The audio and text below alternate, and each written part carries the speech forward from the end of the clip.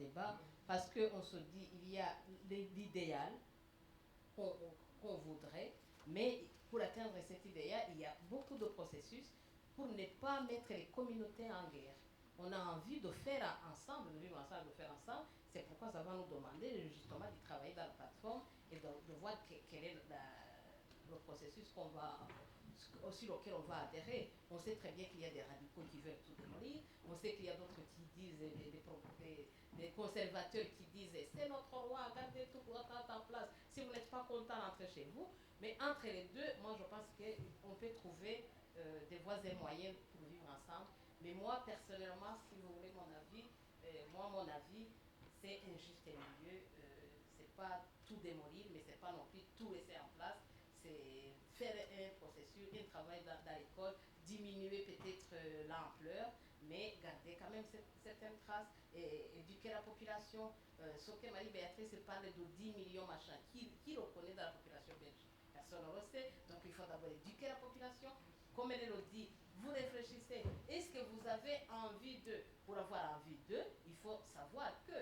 Donc faites d'abord tout un travail pédagogique pour que ce soit la population entière et globale qui se dise, nous sommes d'accord d'agir comme ça ensemble. Et moi je suis d'accord avec monsieur, je suis d'accord avec madame. 2 minutes, ça va. Parce qu'après on va faire la plaidoirie ici, donc merci. Je disais une autre culture, enfin une autre, on peut aussi imaginer une autre voie sans vraiment tout déconstruire, ce que je disais au début, mais aussi en célébrant d'autres personnalités, en reconnaissant des personnes. Moi je viens de Djibouti par exemple, il y a des gens qui ont collaboré, des gens qui ont assisté la France à produire des massacres, mais aussi il y a aussi des grandes personnalités françaises qui ont, même à l'époque, s'opposer contre la colonisation, contre l'esclavage. Donc, ne faut-il pas au contraire célébrer cela sans déconstruire, enfin, sans. Oui, je pense. Voilà, Tout est. un juste milieu Oui. est Je possible. pense qu'il faudra qu'on trouve un juste milieu. Pour le moment, nous, on ne peut pas s'asseoir ici et dire voici la bonne voie.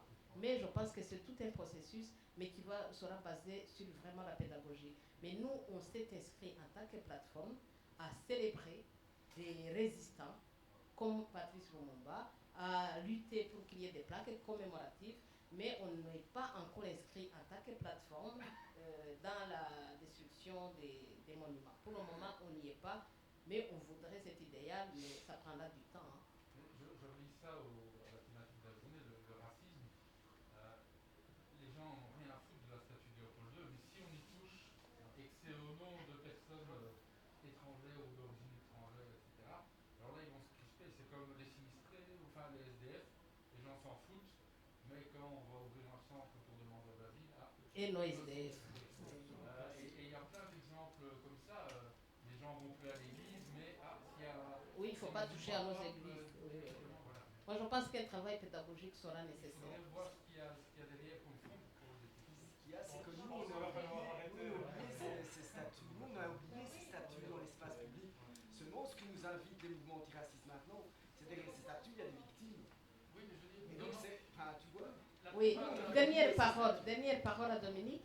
Juste une petite anecdote. J'ai eu l'occasion de. Je suis désolée, mais nous allons reprendre en plénière. Pardon? On te coupe la parole. Alors très très vite, parce que tout le monde a souri, c'est brutal, mais il faut gérer son temps. Une dernière parole. Excusez-moi. Simplement par rapport à l'histoire, j'ai eu l'occasion dans un cours de citoyenneté de raconter aussi comment au début du siècle, mes grands-parents maintenant, donc j'ai partagé ça avec des gens qui étaient un peu partout, avaient été dans la mine, dans des conditions très dures, et tous les acquis sociaux venaient de la lutte ouvrière, etc. Chaque fois que je donnais ce cours-là, les gens me disaient on ne savait pas que les Belges avaient fait pauvre. Donc je trouve aussi donner l'histoire du siècle, oui. Des fois à un moment aussi, nos grands-parents et des arrière-grands-parents n'ont pas plus voulu aller dans la mine, pas que leurs enfants y aillent, ça veut aussi nous dire. Merci beaucoup. Merci à tout le monde.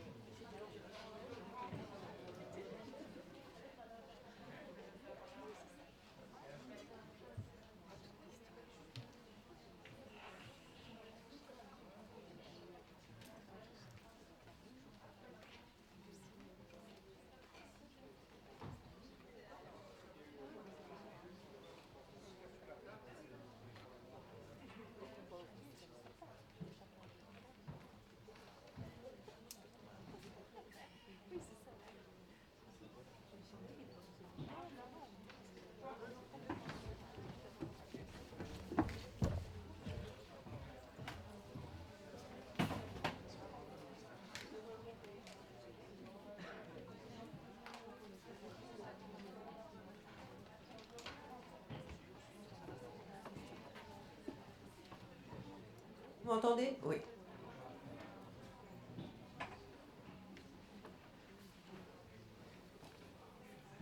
Voilà, donc avant de redonner la parole à Ariane, je vais peut-être redire quelques étapes par lesquelles nous sommes passés dans le cadre de la campagne Racines structurelles que nous avons mis en œuvre.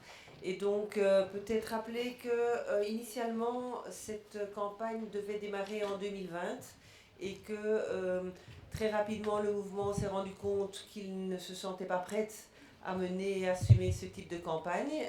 Donc le groupe de travail qui était en charge de piloter la campagne s'est dit que si on ne faisait rien, en 2021, le mouvement ne serait toujours pas prêt. Et donc c'est pour ça qu'on a réalisé des fiches pédagogiques et une fiche screening. Ensuite, on a mis en œuvre un processus de formation. D'abord un processus de formation en présentiel, puis le confinement aidant, on a dû terminer le dernier groupe de formation en ligne et ça a vraiment très très bien donné. Ensuite, on a fait aussi une formation pour les secrétaires, donc pour les dirigeants, une partie des dirigeants du mouvement et du mouvement ouvrier chrétien. Ensuite, nous devions lancer la campagne au mois de mars, mais confinement, donc ça a été reporté. C'est pour ça qu'on lance la campagne si tard. Néanmoins, les dynamiques ont été enclenchées en région, mais de manière un peu différente. Dans le cadre de cette campagne, nous avons produit différents outils pédagogiques. On a d'abord fait des vidéos qu'on peut voir grâce au roll-up qu'on a réalisé. Vous avez eu l'occasion de les voir et donc il suffit de scanner le QR code et alors on voit les vidéos. Ce sont des militants en fait, des militants syndicalistes ou autres qui avaient envie et qui ont accepté de partager des expériences et des témoignages de vécu. Au départ de ces vidéos, on a conçu un parcours d'immersion avec des propositions pédagogiques. Naturellement, ici, on a essayé de faire un test et on a fait des propositions un peu ramassées qui ont peut-être donné l'impression d'être un peu trop individuelles et pas assez collectives, mais c'est à vous, en tant qu'animateur, enfin ceux qui le désirent, de l'utiliser et de mettre en œuvre le World Café à leur manière, les différents outils qui sont proposés. On a fait aussi un Prezi auquel vous pouvez avoir accès dans le cadre du CIEP du MOC. Sur notre site, nous avons un site campagne actuelle, et dans la campagne actuelle, vous avez les outils, et dans les outils, tout s'y retrouve, et donc vous pouvez accéder à ce Prezi qui permet d'aller beaucoup plus loin sur les différentes thématiques. On a fait 2 guides d'animation, un guide plus théorique et puis un guide avec des propositions pédagogiques. Quoi d'autre? On a lancé aussi une page Facebook qui va continuer jusqu'au mois de décembre. Et on a réalisé un esperluette dans lequel de campagne avec une fiche pédagogique qui a un peu développé toute la notion de diagnostiquer, comment avec un groupe diagnostiquer la manière dont fonctionne mon entreprise ou mon association. Et donc on donne un ensemble de pistes qu'on n'a pas inventées, hein.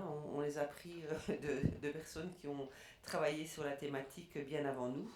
Voilà. Et donc maintenant que la campagne est lancée, les différentes régions vont élaborer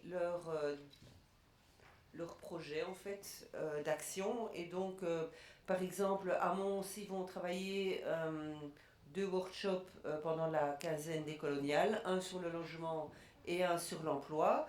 Au Luxembourg, ça va être plutôt se centrer autour d'une conférence suivie d'ateliers. À Namur, il y a une animation porteur de parole qui est prévue, des conférences avec la haute école, une balade décoloniale et des visites de l'exposition Le Congo en case au musée africain. Et alors en synergie, ça c'est intéressant, en synergie avec les services du mouvement, ils sont arrivés à mettre en place un processus pour recueillir les besoins dans les différents groupes de terrain et déterminer les enjeux prioritaires pour essayer d'envisager des actions collectives en région. Donc ça, c'est pour la région de Namur. En Wallonie-Picarde, des conférences sont prévues dans les musées des Beaux-Arts de Tournai, du folklore de Moucron et à Ath. Et donc, ce qu'ils vont faire, c'est explorer le lien entre la culture, le racisme et la colonisation. À Tournai, un parcours décolonial dans la ville est programmé en partenariat avec le PAC. Et il y a un projet de mise en œuvre d'un processus de formation. À Charleroi, une vingtaine d'animations dans les écoles sont prévues, des actions de sensibilisation à la décolonisation dans l'espace public, une expo et des animations sur la triple domination au musée de capitalisme et une réalisation de dépôt de mention ville antifasciste et antiraciste au niveau de la ville de Charleroi. Au niveau du Brabant wallon, c'est principalement sur un processus de formation en promotion de la citoyenneté, de l'interculturalité et aussi un ensemble d'interventions qui vont être réalisées et podcastées par Radio 27. Et alors il y a tout le programme et tout le projet de la cellule diversité avec laquelle le CIEP va sans doute s'engager. La cellule diversité va prolonger la campagne en 2022 avec cette caravane d'entreprises qui luttent contre le racisme et donc avec une charte et avec un label qui sera donné l'année suivante. Donc vraiment c'est un processus qui dure assez longtemps. Vous allez avoir dans votre farde un petit flyer qui explique un petit peu les tenants et aboutissants de cette caravane. Et donc si vous voulez participer en région, je crois que le service diversité serait ravi et ce serait dans le cadre de l'axe 1, donc vous pouvez tout à fait participer et continuer à vous investir dans les actions par rapport à ces caravanes et ce projet. Voilà, je crois que j'ai tout dit.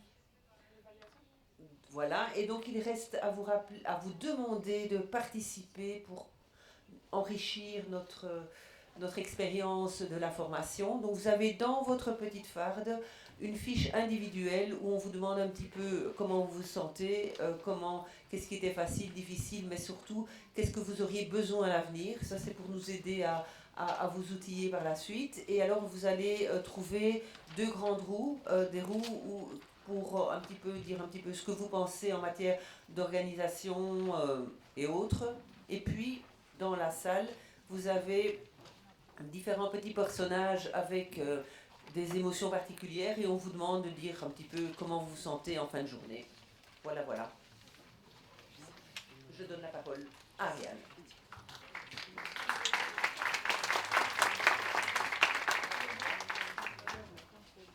Et donc je peux vous demander de vous resserrer un petit peu pour permettre à toutes les personnes qui sont à l'extérieur de rentrer. Voulez-vous rentrer s'il vous plaît? Merci. On vous attend. Rentrez.